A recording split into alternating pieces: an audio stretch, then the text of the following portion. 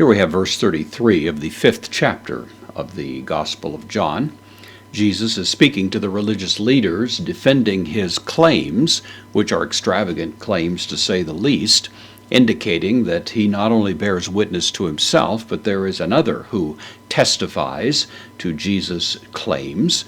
And of course, what we're going to discover before we're done is that the one who is supporting Jesus, testifying, bearing witness, affirming his claims is nothing other than God himself, who's doing so by means of signs and wonders that accompany the ministry of Christ.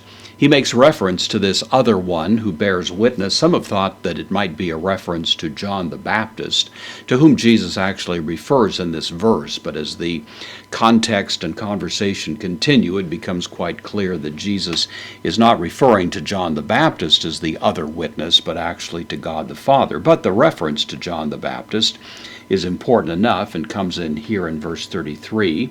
Humeis, this is the second person plural nominative.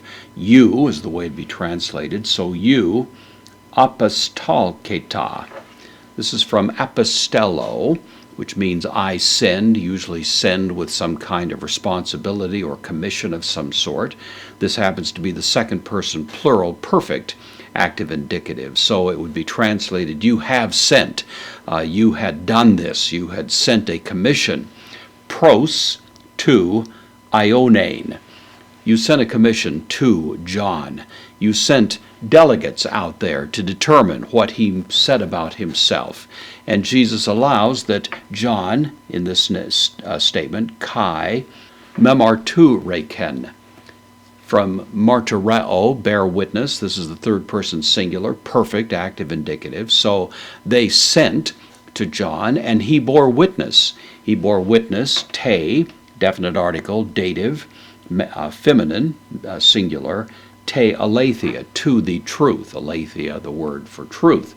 So these people had sent to John, they had inquired of him, he had borne witness. He'd borne witness of the truth of the matter, certainly including the things that Jesus had claimed about himself, but Jesus is not resting his appeal to a second witness on John the Baptist, which will become clear as we go along. Nevertheless, Jesus allows, and in fact mentions, that John the Baptist did bear witness to the truth.